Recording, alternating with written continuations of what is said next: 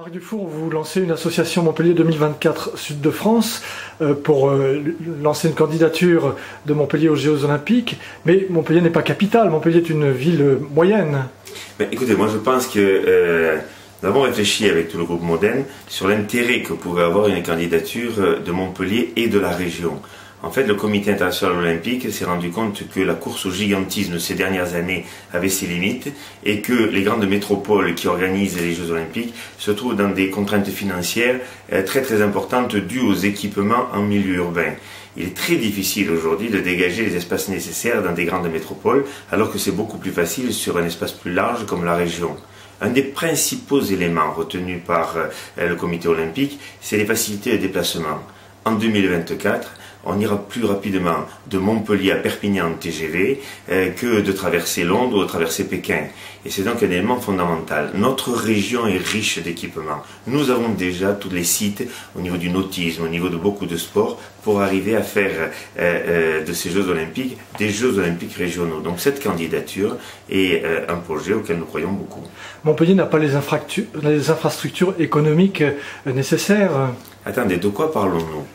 Il faut savoir que les Jeux s'autofinancent avec le droit de rediffusion. Ce qui est important, c'est pouvoir financer une candidature. Alors je vais prendre l'exemple de la candidature de Lille.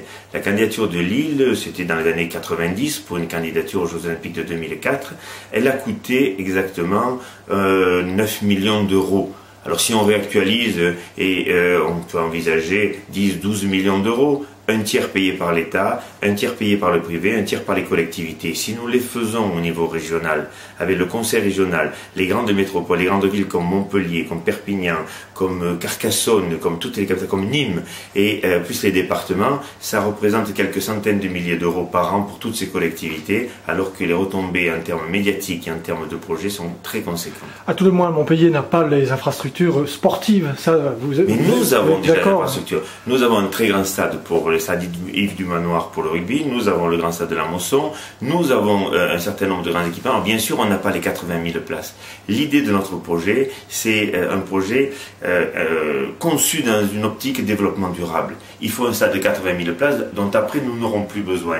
Mais ce qu'il convient de faire, c'est de prévoir dans le cahier des charges, avec les architectes chargés de réfléchir au projet, que le stade puisse être réduit à une taille beaucoup plus compatible avec les besoins de la région et que tous les matériaux utilisés soient recyclables pour d'autres équipements dont nous aurions besoin. Exemple, le village des athlètes.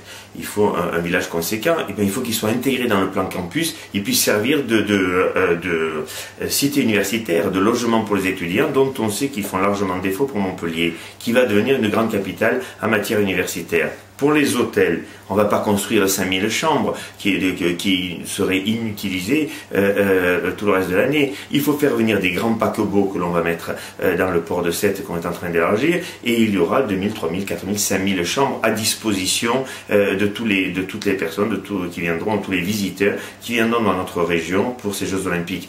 On peut concevoir un projet comme celui-ci dans une optique développement durable. Je vous rappellerai qu'à Sapporo, pour des Jeux d'hiver, ça a été fait dans une réserve naturelle et la consigne était qu'il n'y ait plus 1 mètre cube de béton 3 mois après les Jeux. Les Japonais y sont parvenus. Nous disons, il faut qu'après les Jeux, tout soit recyclé pour les besoins de notre région. Vous savez qu'avant d'affronter la concurrence internationale, il y a une concurrence nationale. Or, il y a déjà des projets visiblement à Marseille et à Toulouse. Qu'en pensez-vous? Alors à Toulouse, c'est pas confirmation. À Marseille, c'est une idée. Serions-nous moins intelligents que les Marseillais ou les Toulousains?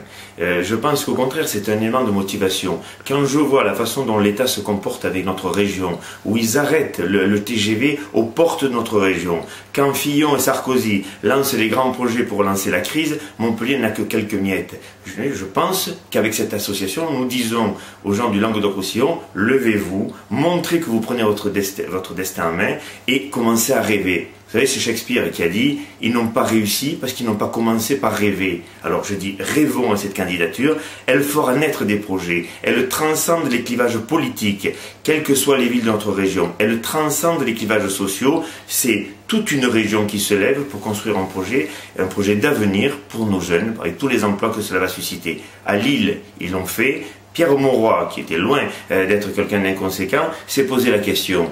Et si nous ne réussissions pas? Et la réponse c'est, qu'avons-nous gagné lorsque nous avons perdu? Et ils ont gagné des projets, ils ont gagné une dynamique qui en fait une des plus grandes métropoles d'Europe aujourd'hui. En gros, vous dites quoi qu'il arrive, ça servira à quelque chose. Absolument, parce que ça va mobiliser beaucoup de matière grise, beaucoup de dynamisme. Des gens vont venir réfléchir avec nous au niveau de ces projets, et même si nous n'étions pas choisis, ces projets seront un élément déterminant pour la croissance, l'implantation d'entreprises, le développement de notre région dans les années à venir. Vous avez lancé cette idée ce matin, avez-vous déjà des réactions ? Oui, mais beaucoup de réactions. Alors, il y a toutes sortes de réactions. Je pense qu'il y aura des railleries, et il y en a eu.